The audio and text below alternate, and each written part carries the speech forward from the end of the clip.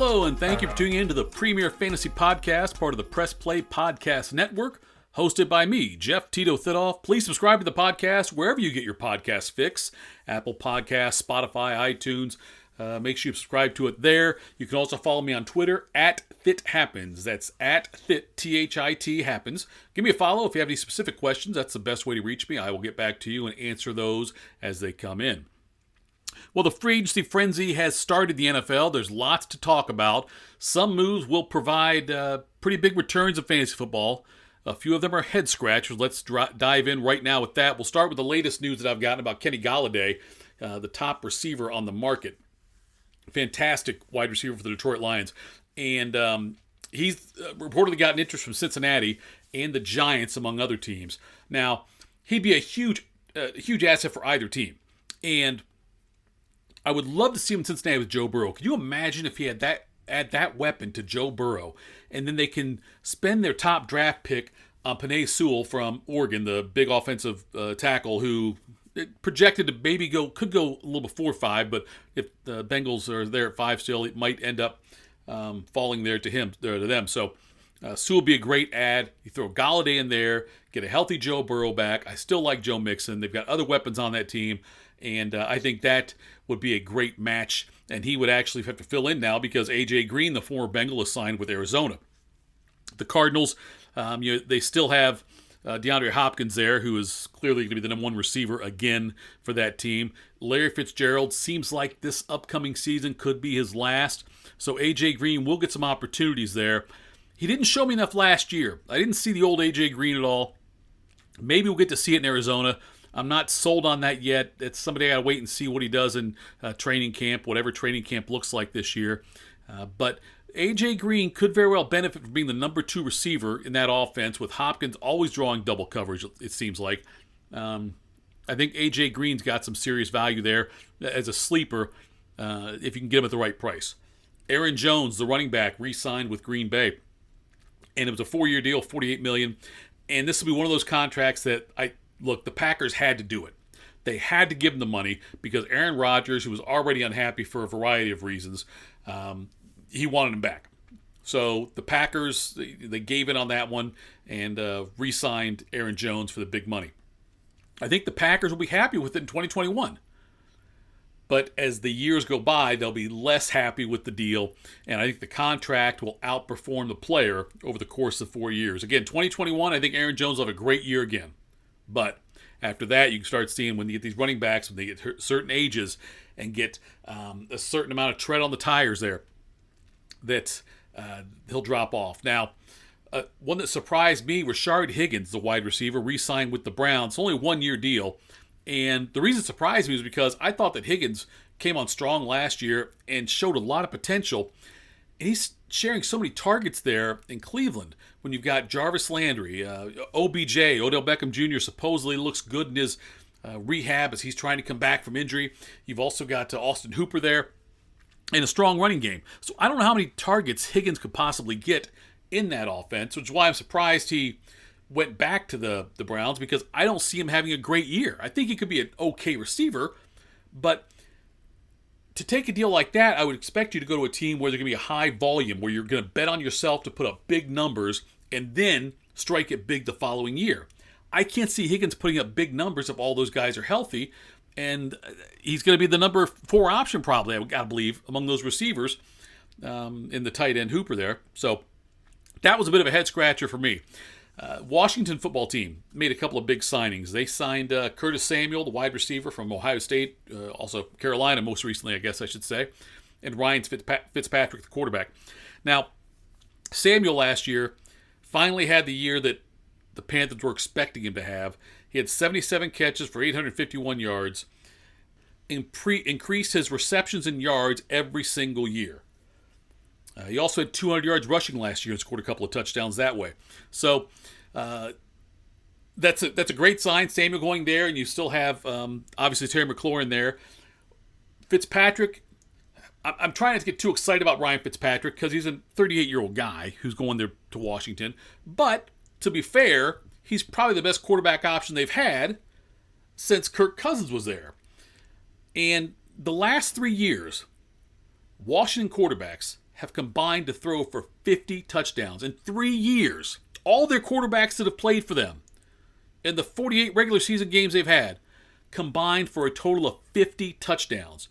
Now, that's the same amount Fitzpatrick has thrown for over the last 3 years, but he had 21 fewer starts than the Washington quarterbacks did. So, Fitzpatrick, yes, he's better than recent Washington quarterbacks. He's going to a situation with a pair of promising talents with Samuel McLaurin. I expect the offense will be improved in 2021, but it's not going to be some elite offense. They will, I think, get more scoring opportunities, though, because of the defense. If you watch, if you look at what Washington's defense is going to do next year, they were great this past year. They'll be even better next year, I think, and that could provide for some, touchdowns with Washington starting with the ball deep in opponent's territory, or forcing turnovers and all of that. So I think there'll be more of an opportunity there for the offense to thrive because of the defense. Now, the Fitzpatrick departure from South Beach means newly signed Jacoby Brissett will be the backup to Tua Tagovailoa. He went from the Colts down to there. He'll be the backup, unless something changes with the trade, in which case Brissett will back up somebody else. Big signs for the Chiefs as they try to rebuild the offensive line that was destroyed by Tampa Bay in the Super Bowl. Kansas City added Kyle Long. He's a guard coming out of retirement. Sat out last year. He was a former All-Pro with the Bears, but now he is decided to come out of retirement for a 1-year deal with the Chiefs, and that was after they signed former Patriot guard Joe Thuney to a 5-year deal. That was worth $80 million. So the Chiefs, after watching how Tampa Bay absolutely destroyed the offensive line for Kansas City in the Super Bowl, they made some changes. They got rid of a couple of guys that were coming off injuries and went out here and added Thuney. And Long, although I don't know if Long will start right away or not, or how effective he could be after taking the year off, but Thuney is definitely a gem to get for that team and a great sign for Kansas City's offensive attack going forward. And I still think they'll probably sign another offensive lineman or two before it's all said and done. Marlon Mack, this one surprised me. Marlon Mack, the running back for the Colts, he took a 1-year deal for $2 million with the Colts. There must have been zero interest in him. I know he had the bad injury last year. Last year, he had the Achilles injury, but in the previous 2 years, he rushed for 2,000 total yards, almost 2,000 total yards, and scored 18 touchdowns. You've got Jonathan Taylor there. So now Marlon Mack's taking this 1-year deal for $2 million, and much like the Higgins deal, Mack's not going to be the lead running back for this team, much like how Higgins will be the number 3 receiver or number 4 target probably for Cleveland. And so Mack is taking one of those prove-it kind of deals, but I don't think he'll have the volume and get enough snaps for it to make sense for him to be there. But maybe unless there's absolutely no interest in him, which is very possible.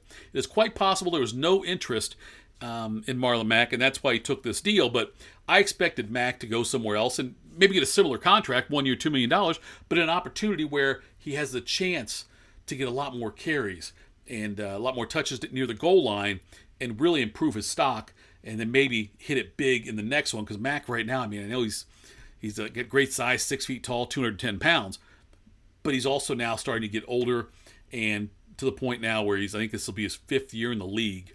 And, that's old for a running back. All right, we'll take a quick break here. When we come back, we'll talk about some of the underwhelming quarterback moves that have occurred so far in free agency and where some of the top names may end up going, if anywhere. Support for the Premier Fantasy Podcast is brought to you by Manscaped, who's the best in men's below-the-waist grooming. Manscaped offers precision-engineered tools for your family jewels.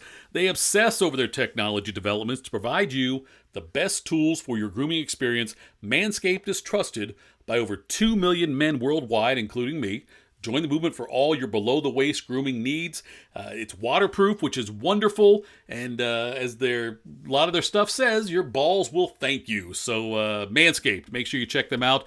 Go to manscaped.com, enter code TITO. You'll get 20% off your order and free shipping. That's manscaped.com, code word TITO. And you'll get 20% off your entire purchase and free shipping.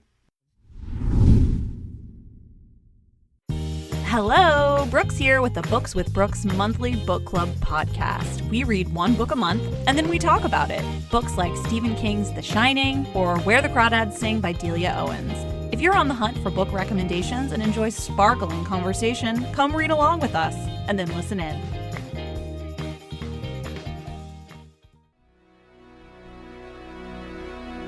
Hey everybody, it's Sam Amico from Cavs on the Break NBA podcast. Be sure to give us a listen for all your Cleveland Cavaliers recaps, analysis, breakdowns, draft talk, free agency. The list goes on and on. Give us a listen, Cavs on the Break NBA podcast. Hey, it's JD from the Hyman Podcast. I created this podcast to have hard conversations. Conversations that make us human but are also wildly uncomfortable. Conversations that help give voice to the voiceless and to the marginalized. Now you can listen to the entire first season on Apple Podcasts, Spotify, or wherever you get your podcasts from. Consider this your personal invitation to join the conversation. Hi, my name is Jeremy Powell, co-host of the Oranges, Oranger, Browns podcast. Check us out anywhere you listen to podcasts. For all your Browns coverage, post-game, pre-game, anything you need Browns, you'll find it here on the Oranges, Oranger, Browns podcast. All right, so regarding the quarterbacks, the Tyrod Taylor went to Houston on a one-year deal, presumably to back up Deshaun Watson if he ends up staying there. Obviously, Deshaun Watson wants out, but right now Taylor's there on a one-year deal. And, it's more just a backup if, Watson doesn't show up or decides not to play, or if they have to trade him or they don't get somebody back they like, or they draft a rookie, and you've got kind of a bridge quarterback there if you want. Andy Dalton went to Chicago on a one-year deal. This was surprising to me also because I don't know if Dalton is really better than what they had already. When you got Foles and Trubisky there, it just seems like it doesn't make much sense. It's not going to improve the offense that much there in Chicago, if at all. I like Andy Dalton, but that was a head scratcher for me on that one because I don't see how Andy Dalton improves that Bears offense at all. I know they made a play for Russell Wilson. There were reports, Dan Patrick, I heard him report that there was a pretty significant offer the Bears put out there for Russell Wilson, and the Seahawks turned it down, which leads me to believe that the Seahawks have no interest in moving Russell Wilson. So, also, the Saints, Drew Brees retired. We knew that. And then they signed Jameis Winston to a one-year deal, and they gave Taysom Hill this ridiculously large contract, but they're never going to pay all of it to him. It's not going to be – it's just to clear up cap room. And I'm not a Taysom Hill guy. It's a gadget player, but he's never going to do enough to warrant consideration as a quarterback in fantasy football. So if you're if you've got Michael Thomas on a Dynasty League team, you want Jameis Winston to be the quarterback there, not Taysom Hill. And I think that's ultimately what will happen. I think Jameis Winston will end up being the quarterback, but you could end up seeing Taysom Hill still being that gadget guy who comes in sometimes and takes snaps away from Winston in the red zone. And, times when Winston might be able to throw a touchdown pass, you'd see Hill coming in to do it if it's like in kind of a gadget type situation down near the goal line. So I like Jameis Winston a lot in that offense. I hope Winston gets the job because I am a Michael Thomas owner in the Dynasty League. So I think he's the better option for them. We'll see how that all plays out there. Getting back to Russell Wilson, he wants out of Seattle. Or he didn't say he wanted out, but he said, hey, look, if you want to get rid of me, here's the teams I'll go to. I think the Seahawks can hang on to him. Sam Darnold with the Jets. Look, they just signed Corey Davis, the wide receiver out of Tennessee. And I hope they give Darnold some stability and keep adding weapons to this team because I think Sam Darnold's gotten a bad shake of it with the Jets with all the turmoil they've had, all the coaching turnover, front office turnover, different offensive coordinators coming in. I would love to see what Darnold could do with a stable coaching staff and decent weapons around him. Le'Veon Bell's over the hill. He wasn't going to do anything with them anyway. So it's not like you've got some, Frank Gore was, as old as he is. He's not really a threat at all. So I hope they use their draft capital now and add more weapons around him and give him another shot to see if he can, muster some kind of career here because I think he has the talent to do that. The Deshaun Watson thing, who knows what's going to happen with that at this point. He has said he's not going to play in Houston, doesn't want to do it. The Texans, I don't know. Carolina's supposedly very hot and heavy after Deshaun Watson. We'll see if they can put together enough of a package to draw him from there. But Watson had incredible numbers last year playing for a bad team. Decent weapons were okay, not great. I mean, the running game was almost non-existent, but he did have like Brandon Cooks out there, and he had Will Fuller until he got popped for PEDs. But Deshaun Watson is an elite quarterback, and it'll be interesting to see where he ends up. Other wide receiver news. The Raiders continue to bring in mediocre receivers and think they can make them better than they are. I fell for it last year when they had Tyrell Williams, and then Williams put up the same kind of numbers he did as a Charger. And now that Tyrell Williams is gone, he is actually in Detroit now. John Brown is the latest wideout to join the Silver and Black from Buffalo. I don't expect great things out of John Brown. He is a very inconsistent receiver, and he's not going to be the answer. They still need some kind of home run, consistent threat in Las Vegas, and it's not going to be John Brown. The 49ers signed offensive lineman Trent Williams to a big deal. That's significant. He is now the highest paid offensive lineman in NFL history. And having him line up at tackle right there is a big get for the 49ers again, getting him to sign that extended deal after they picked him up from Washington. A couple other wide receivers I want to talk about. Marvin Jones, who seems much older than 31 to me, but he's quietly caught 18 touchdown passes over the last 2 seasons. He signed with Jacksonville. I like the fit there. I like what Urban Meyer and the Jaguars are doing. They're trying to surround Trevor Lawrence when they draft him with veteran, reliable receivers. Jones might not get 9 touchdown passes again this year like he has each of the last 2 years, but he's certainly a steadying force, and he's somebody that I think that Lawrence can rely on and will lean on quite a bit. The Bills added Emmanuel Sanders after losing John Brown. Emmanuel Sanders, for all the... He's been around the league for a long time. Pittsburgh, he played there with Big Ben, and then he plays New Orleans now, most recently with Drew Brees. He's only caught more than 6 touchdown passes in one season in his career. So it'll be nice to have him as a number 2 there in Buffalo to Stephon Diggs, but he's not going to put up big numbers anyway. All right, let's move on to the Patriots. The Patriots were the busiest team in free agency early on. They re-signed Cam Newton, which was a surprise to me.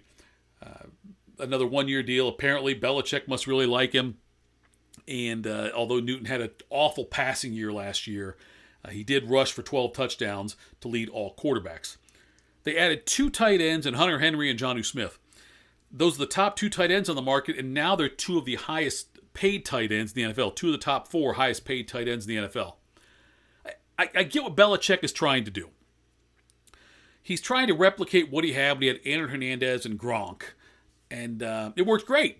It worked wonderfully back then, but they also had Tom Brady, Wes Welker, and Stephen Ridley there in the running game for Ridley, and that is something, they don't have that kind of trinity of talent around Smith and Henry now. So I know the Patriots, they're trying to recapture what they could do with the 2 tight end set, and they may have some success with it, but I just don't see it being anywhere near what it was before, and the Patriots still are going to be the 2nd or 3rd best team in the AFC East. They're not going to challenge Buffalo for that AFC East title, and quite frankly, Miami may be better than them again this year coming up. So, again, the Patriots are the busiest ones. They got a lot of guys coming back on defense, which is exciting if you're an owner of the Patriots defense in a dynasty league. They got a bunch of guys coming back that opted out last year. In addition to the free agent signings they've made, the Patriots defense will be much improved in 2021.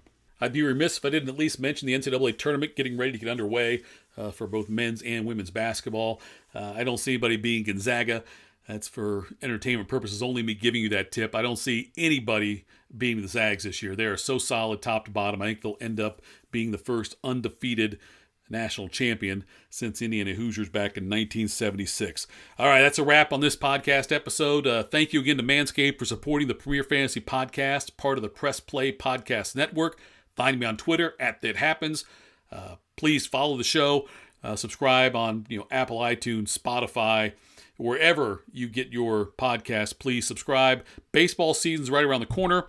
There'll be more football to dissect as we approach the draft in April, and I'll offer some tips as we near fantasy playoffs in basketball. It's all coming up in the next episode of the Premier Fantasy Podcast, part of the Press Play Podcast Network. Coming up next, the Phenomenal CBD Podcast.